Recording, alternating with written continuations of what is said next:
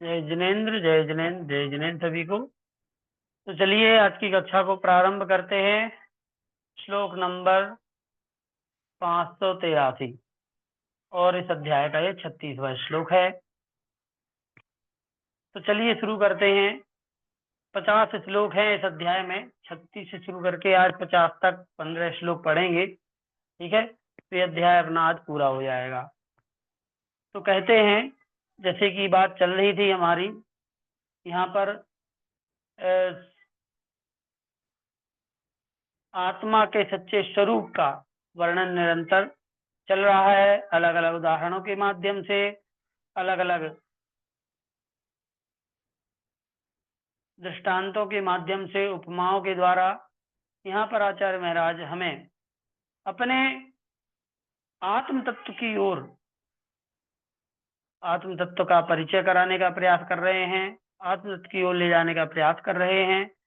सम्यक ज्ञान से हमारा परिचय कराने का प्रयास कर रहे हैं। और इसी कड़ी में, और देखिए पिछली कक्षा में अपन ने कितने अलग अलग उदाहरण देखे थे, है ना, कि जो अंतिम श्लोक था, योग रूपी कल्प वृक्ष उन्मत्त हाथी के द्वारा अथवा मिथ्या ज्ञान रूपी अग्नि के द्वारा नष्ट नहीं किया जा सकता है। योग रूपी, जिस योग के माध्यम से, भाई योग, जिस योग के माध्यम से मोक्ष मार्ग प्रशस्त होता है, मोक्ष मार्ग बनता है, उस पर चल करके कोई जीव मोक्ष को प्राप्त कर लेता है, ऐसा वह योग। उस योग रूपी कल्प वृक्ष को कोई अग्नि जला नहीं सकती, और कोई ऐसा हाथी नहीं है, मिथ्या ज्ञान रूपी उन्मत्त हाथी या मिथ्या ज्ञान रूपी अंधकार नहीं है, अग्नि नहीं है, जो उस कल्प वृक्ष को नष्ट कर सके, है ना। तो वृक्ष को या तो अग्नि जला देती है, या फिर जो मदमस्त हाथी होता है वह उस पेड़ को तोड़ करके गिरा देता है। लेकिन यह योग रूपी कल्प वृक्ष है, इसको ना कोई हाथी तोड़ के गिरा सकता है, और ना ही मिथ्या ज्ञान रूपी अग्नि इसको जला सकती है। ऐसा है योग रूपी कल्प वृक्ष।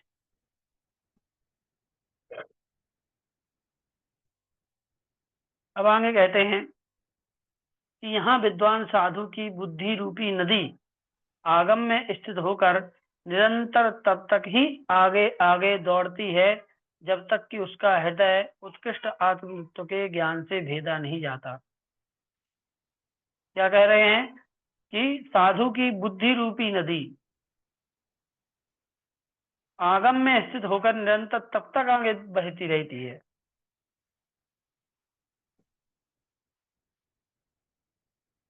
ये बुद्धि रूपी नदी है, ये निरंतर आगे बढ़ती रहती है, दौड़ती रहती है बुद्धि रूपी नदी, और तब तक दौड़ती रहती है जब तक कि उसका हृदय उत्कृष्ट आत्म तत्व के ज्ञान से भेदा नहीं जाता।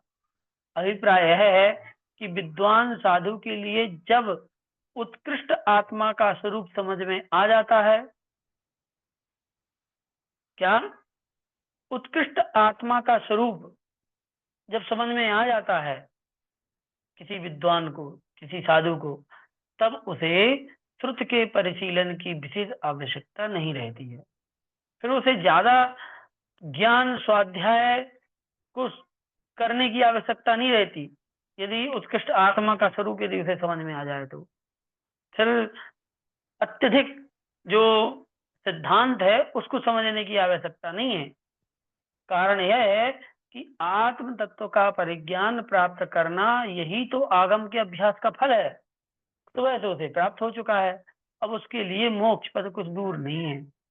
मतलब जिसको भेद विज्ञान हो जाए, जिसको अपने ऊपर का ज्ञान हो जाए, अपने आत्म तत्व का सही पहचान हो जाए, तो फिर उसे ज्यादा सिद्धांत को पढ़ करके उसका अभ्यास करने की आवश्यकता नहीं होती। क्यों? क्योंकि सिद्धांत को, आगम को अभ्यास करने का फल जो होना है वो उसे पहले ही हो चुका है। अब तो वह निरंतर अपने ही उपयोग में अपने आप को स्थिर करने का प्रयास करता है, यही उसका काम है। फिर आगम का अभ्यास वो करे या ना करे, उससे उसका कुछ भी बनने बिगड़ने वाला नहीं है।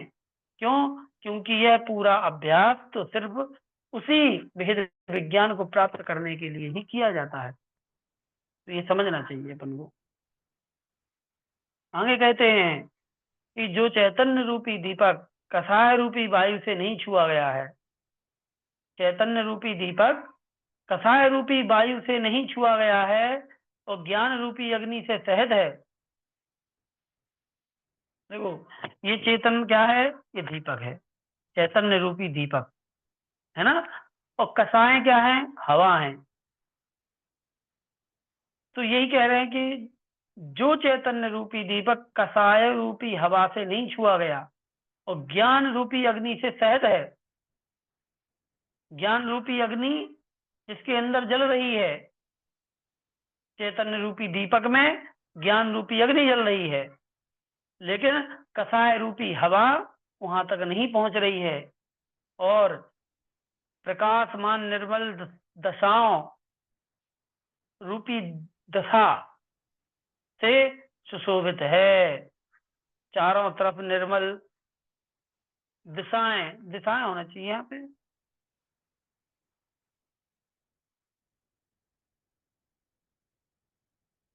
अमन निर्मल उल्लस दिशा अचल योगी वर्ती।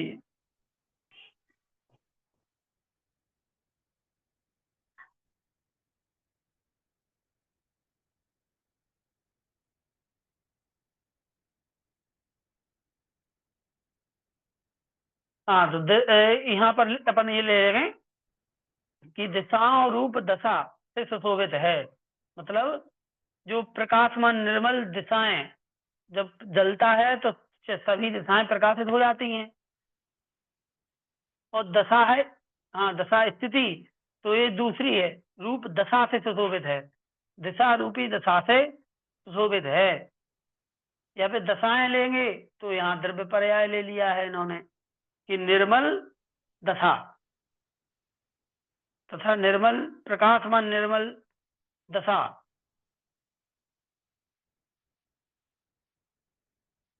तो ज्ञान के परिप्रेक्ष्य में द्रव्य पर्याय आ जाएंगी। तो जो ज्ञान से प्रकाशित हैं द्रव्य और पर्याय, ठीक है। मतलब ज्ञान ज्ञान रूपी अग्नि जल रही है, उस अग्नि के प्रकाश से द्रव्य और पर्याय प्रकाशित हो रही हैं, ठीक है। और दशा रूपी बत्ती से सुशोभित हैं। वह क्या संसार में मोह रूपी अंधकार को नष्ट करता हुआ नहीं प्रतिभासित होता है? अर्थात होता ही है, अर्थात मोह रूपी अंधकार को नष्ट करता हुआ आगे बढ़ता है, ठीक है।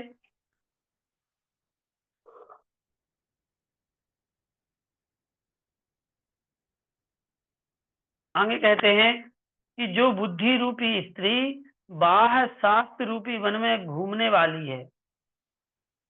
बुद्धि रूपी स्त्री, हमारी जो बुद्धि है उसको स्त्री की संज्ञा दे दी। ये बुद्धि रूपी स्त्री कैसी है?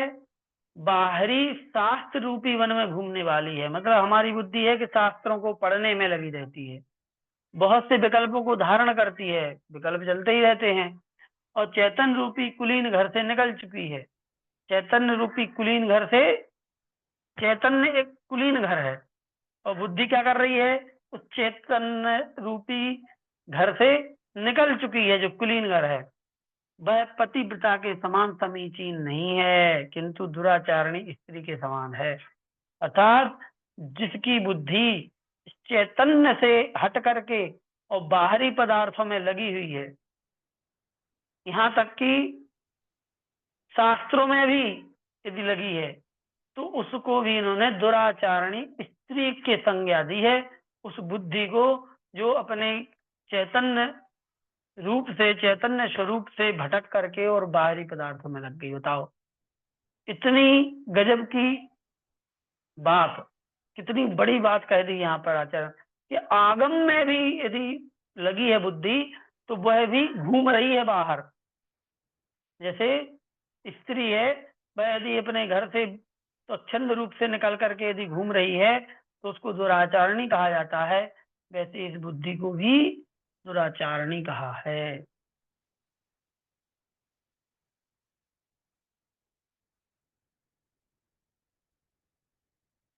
आगे कहते हैं कि जो भव्य जीव हे और उपादेय का विचार करता हुआ पहले हे की अपेक्षा दूसरे उपादेय को प्राप्त करने का प्रयत्न करता है, उसकी बुद्धि गुरु के उपदेश से स्थिर आत्म पद को ही प्राप्त करती है। जो भव्य जीव क्या करता है? हे और उपादेय का विचार करता हुआ, हे मतलब छोड़ने योग्य, उपादेय मतलब ग्रहण करने योग्य, तो करता हुआ पहले हे की अपेक्षा दूसरे उपादेय को प्राप्त करने का प्रयत्न करता है। ठीक है, तो हे को छोड़ता है, उपादेय को प्राप्त करने का प्रयत्न करता है, उसकी बुद्धि गुरु के उपदेश से स्थिर आत्म पद को ही प्राप्त करती है, अर्थात मोक्ष को प्राप्त कर लेती है ना। इसलिए हे को छोड़ के उपादेय को प्राप्त करने का प्रयत्न करना चाहिए, अपनी बुद्धि को ऐसा ही बनाना चाहिए।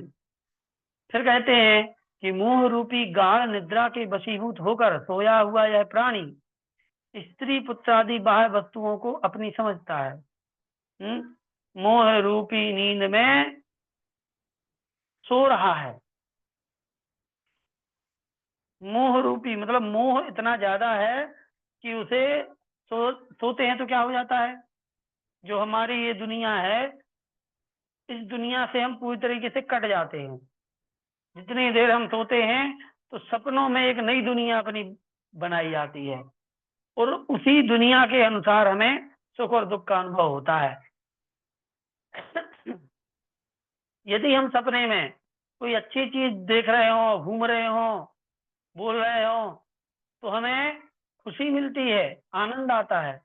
और उसी सपने में यदि हम कहीं हमारे ऊपर कोई गुस्सा कर रहा है, कोई मार रहा है, कि या हमारा किसी से झगड़ा हो रहा है, हम किसी को प्रताड़ित कर रहे हैं, या कोई हमें डरा धमका रहा है, तो वैसे ही परिणाम हमारे अंदर वही अनुभव सुख और दुख का होता है। मतलब क्या हुआ कि नींद एक ऐसी चीज है जो हमें वास्तविकता से हटा देती है, वास्तविकता से बिल्कुल कट कर देती है और एक नई जो एक अवास्तविक चीज है उसको वास्तविक रूप में दिखाने लगती है। वैसे ही यह मोह रूपी नींद भी यही करता है कि वह हमारे जो असली स्वरूप है उसको भुलवा करके हमसे और इस संसार की चीजों को जो कि असली नहीं है उनको असली मानने के लिए प्रेरित करता है। यह मोह रूपी नींद है ना। यही यहाँ पे लिखा गया है कि स्त्री पुत्र आदि बाह्य वस्तुओं को अपनी समझने लगता है, जैसे कि सपने में हम उस चीज को अपना समझने लगते हैं। ठीक, और जब गुरु के ऊंचे वचन अर्थात उपदेश, गुरुओं के उपदेश से जब वह जाग उठता है तब संयोग को प्राप्त हुए उन सब ही बाह्य पदार्थों को नश्वर समझने लगता है। उन सब बाह्य पदार्थों को नश्वर समझने लगता है जब गुरु का उपदेश उस पर पड़ता है, बात समझ में आती है। ठीक है, आगे कहते हैं बहुत कहने से क्या, बुद्धिमान मनुष्य को निर्मल योग की सिद्धि के लिए कर्म समूह से उत्पन्न हुई समस्त उपाधियों से रहित एकमात्र समता भाव का ही आश्रय करना चाहिए। जी, मोह नींद से उठ रहे चेतन तुझे जगावन को, हो दयाल उपदेश करें गुरु बारह भावन को, है ना। तो बुद्धिमान मनुष्य को निर्मल योग की सिद्धि के लिए कर्म समूह से उत्पन्न हुई समस्त उपाधियों से रहित एकमात्र समता भाव का ही आश्रय करना चाहिए, जो कि सभी कर्म समूह से रहित है। कर्म समूह कर्मों की उपाधि से रहित ऐसी उस समता भाव का आश्रय लेकर के और निर्मल योग की सिद्धि करना चाहिए।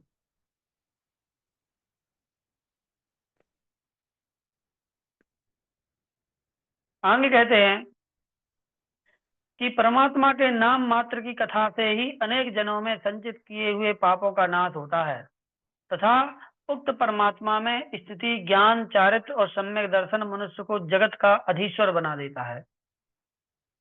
परमात्मा के नाम मात्र की कथा से यदि हम उसके नाम मात्र की कथा करें, मतलब नाम का ही उच्चारण यदि करते रहें, तो नाम मात्र के उच्चारण करने से ही इसे कहते हैं जपना है। मतलब यदि हम किसी एक परमात्मा का, चाहे तीर्थंकर भगवान हो, चाहे अरहंत नाम हो, चाहे सिद्ध नाम हो, आचार्य उपाध्याय साधु कोई भी नाम हो अथवा उनका नाम हो, यदि उनका हम नाम मात्र का भी यदि जप करते हैं, है ना, नाम ही बार बार उच्चारित करते हैं, उस नाम के उच्चारण से भी अनेक जन्मों के संचित पापों का नाश हो जाता है। ठीक। और तो फिर यदि इतना हो जाता है तो फिर परमात्मा स्थित जो ज्ञान चारित्र और सम्यक दर्शन है, मनुष्य को जगत का अधीश्वर बना देता है, जगत का स्वामी बना देता है। इतनी बड़ी बात है।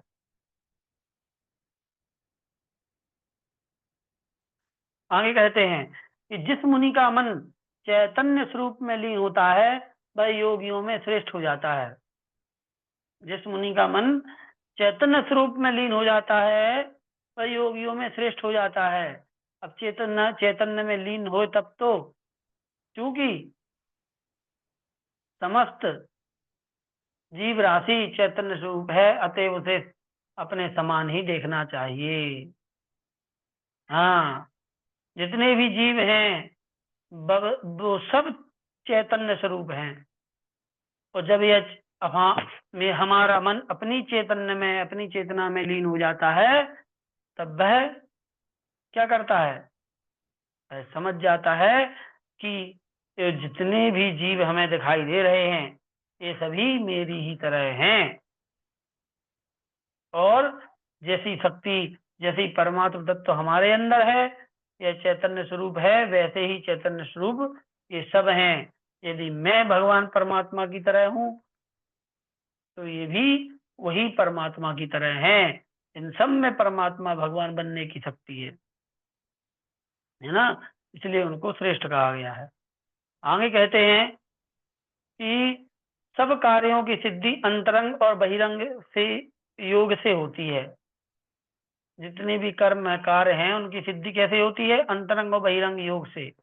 इसलिए योगी को निरंतर प्रयत्न पूर्वक स्व और पर को समदृष्टि से देखते हुए रहना चाहिए।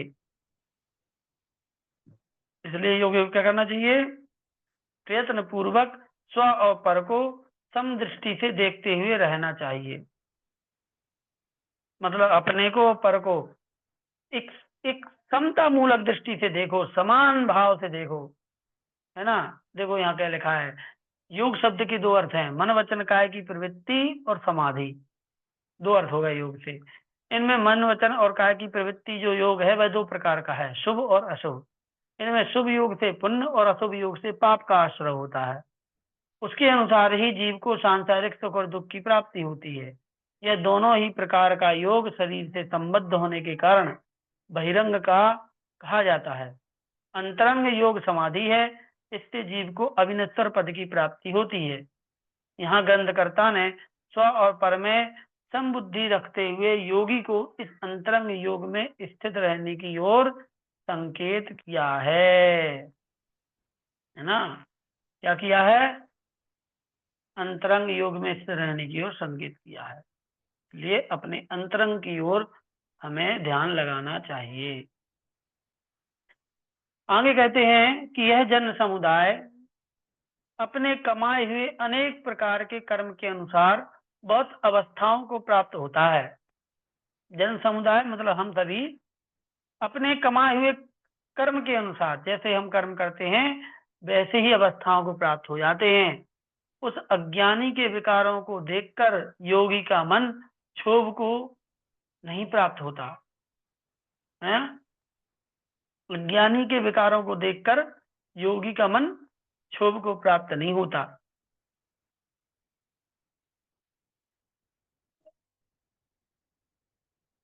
योग से ही कर्म बनते हैं, एक से ही छोड़ते हैं। हाँ, ये पहले एक गाथा में, एक श्लोक में आया था ना, है कि योग ही कर्म को बांधता बनाता है, योग भी कर्मों से छुटाता है। तो उनकी हम जैसी प्रवृत्ति करते हैं वैसे ही कार्य होता है। और यह जन समुदाय कमाए हुए अपने कर्म के अनुसार अलग अलग अवस्थाओं को प्राप्त होता है, और अज्ञानी के विकारों को दूर करके योगी का मन क्षोभ को प्राप्त नहीं होता। क्षोभ का मन मतलब उसको कोई देख करके वो देखता तो है कि देखो यह अज्ञानी किस प्रकार से विकार से सहित हो रहा है, लेकिन फिर भी उसका मन वहां पर व्याकुल नहीं होता, क्षोभ को प्राप्त नहीं होता। यह प्राणी निरंतर रहने वाली मोह रूप गाढ़ निद्रा से बहुत काल तक सोया है। अब उसे यहाँ इस शास्त्र का अभ्यास करके जागृत हो जाना चाहिए। है ये प्राणी मोह रूपी नींद से, मोह नींद से उठ रहे चेतन, तुझे जगावन को, अभी बात आई थी ना वही, हो दयाल उपदेश करें गुरु बारह भावन को। तो अब यहाँ से कह रहे हैं कि अब जग जाओ, बहुत देर सो रही है ना, अब सोते ही सोते रहेंगे क्या, इसलिए थोड़ा जग जाओ।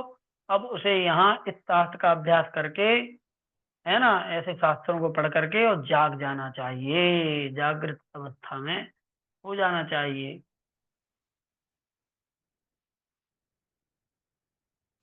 पदुनंदी मुनि के मुख रूप चंद्रमा के द्वारा किंचित उदय को प्राप्त हुई उत्कृष्ट वचन रूपी किरणों से की गई वह रमणीयता एक देश को विषय करती हुई भी चैतन्य रूप आकाश में जयवंत हो गए।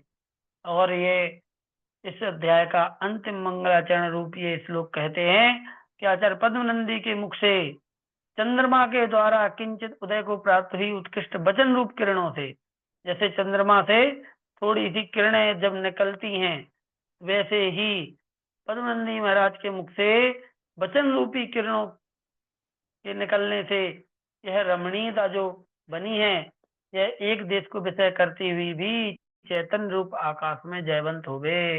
इस चैतन्य रूपी आकाश में फैलती रहे, यही यहाँ पर कहा गया है। और आगे कि जिस योगी ने समस्त परिग्रह का त्याग कर दिया है, जो शांति रूप संपत्ति से सहित है, तीन गुप्तियों से अलंकृत है, और बुद्धि और शुद्ध आत्मस्वरूप को प्राप्त करके आशा से रहित हो चुका है, उसके मार्ग में स्वभाव से दुष्ट व मोह रूपी शत्रु यदि विघ्न नहीं करता है, इतने मात्र से ही मोक्ष का निर्मल बुद्धि योगी के हाथ में ही स्थित समझना चाहिए। दाओ, हाँ बिल्कुल है। ये जो पीछे के जो श्लोक हैं ये प्रक्षिप्त हो जाते हैं, ये बाद में उनके शिष्यों के द्वारा अपने गुरु के गुणों का वर्णन करने के लिए जोड़ दिए जाते हैं, है ना। तो जिस प्रकार से ये दो तीन श्लोक मिलते हैं, ये आत्मा उस विषय को अंतिम सार रूप कंक्लूजन देते हुए और आचार्य महाराज का वहां पर गुणगान करते हुए लिख दिए जाते हैं। इसलिए क्योंकि आचार्य महाराज खुद तो ऐसे लिखेंगे नहीं कि उनके द्वारा लिखा गया, ये दूसरे के ही द्वारा लिखा गया है ना। तो जिस योगी ने समस्त परिग्रह का त्याग कर दिया है, हाँ, और जो शांति रूपी संपत्ति से सहित हैं, कौन सी संपत्ति, शांति रूपी, और तीन गुप्तियों से अलंकृत हैं, और शुद्ध आत्म स्वरूप को प्राप्त करके आशा से रहित हो चुका है, उसके मार्ग में स्वभाव से दुष्ट व मोह रूपी शत्रु यदि विघ्न नहीं करता, तो इतने मात्र से ही मोक्ष इस निर्मल बुद्धि योगी के हाथ में स्थित समझना चाहिए। यदि यह आत्म स्वरूप को प्राप्त करके और यदि आशाएं तृष्णाएं इच्छाओं से रहित हो जाएगा, तो समझ लो तो उसे मोक्ष की प्राप्ति निश्चित रूप से हो जाएगी, क्योंकि फिर जो मोह रूपी शत्रु है वो विघ्न नहीं डाल पाएगा। और आगे कहते हैं कि महान परमेश्वर के द्वारा कहा हुआ जो चैतन्य तत्व समस्त इच्छा भय भ्रांति और क्रोध को दूर करता है, क्या परमेश्वर के द्वारा कहा हुआ जो चैतन्य तत्व है, ये समस्त इच्छा भय भ्रांति और क्लेश को दूर करता है। आश्चर्यजनक चैतन्य तत्व यदि हृदय में प्रकाशमान है, तो फिर तीनों लोकों में यहाँ क्या ऐसा कोई देव है ऐसा कोई मनुष्य है अथवा कोई सर्प है जिससे मुझे भय उत्पन्न हो।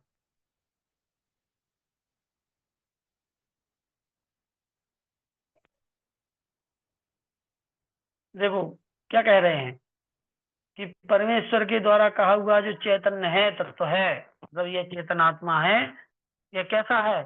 इच्छा भय भ्रांति से रहित है। ठीक। और वह चैतन्य तत्व, आश्चर्यजनक चैतन्य तत्व यदि हृदय में प्रकाशमान है तो फिर तीनों लोकों में यहाँ कोई ऐसा देव नहीं है, कोई ऐसा मनुष्य नहीं है, अथवा कोई सर्प नहीं है जिससे मुझे भय उत्पन्न हो, अथवा आपत्ति के आने पर मैं कातर होकर जिसकी शरण में जाऊं, अर्थात उपयुक्त चैतन्य स्वरूप के हृदय में स्थित हो रहने पर कभी किसी से भय नहीं हो सकती, इसलिए किसी की शरण में भी जाने की आवश्यकता नहीं है ना। तो कोई ऐसी चीज नहीं है जिससे मुझे डर लगना चाहिए या मुझे भयभीत होना चाहिए, है ना। क्योंकि भय होगा तो मुझे किसी की शरण में जाना पड़ेगा, लेकिन मुझे किसी का भय ही नहीं है, इसलिए मुझे किसी की शरण में जाने की आवश्यकता नहीं होती है। अब यहाँ पे अंतिम श्लोक में कह रहे हैं कि जो सद्बोध चंद्रोदय अर्थात सम्यक ज्ञान रूपी चंद्र का उदय आ गया, ये जो हमने बताया था, और तत्व ज्ञान रूपी अमृत के समुद्र को तत्व विचार रूप लहरों के द्वारा दूर से ही प्रकट करता है, तृष्णा रूपी पत्तों से विचित्र ऐसे चित्रूपी कलंक कमल को संकुचित करता है, सम्यक ज्ञान के आश्रित हुए भव्य जीव रूप कुमुदों के समूह को विकसित करता है। यह सद्बोध चंद्रोदय, यह प्रकरण जो है मुनीन्द्र रूपी उदयाचल पर्वत पर जयवंत हो गए। मुनीन्द्र रूपी उदयाचल पर्वत, मुनीन्द्र अर्थात ऐसे तीर्थंकर भगवान, अनंत भगवान, गणधर परमेष्ठी, ऐसे महान आचार्यों पर यह प्रकरण उनमें प्रकाशित होता हुआ जयवंत हो गए। ठीक है, तो यहाँ पर सद्बोध चंद्रोदय नामक यह प्रकरण, यह अध्याय यहाँ पे समाप्त होता है। समय भी हो गया है। चलिए, द्वादशांग निर्माणी माता की जय।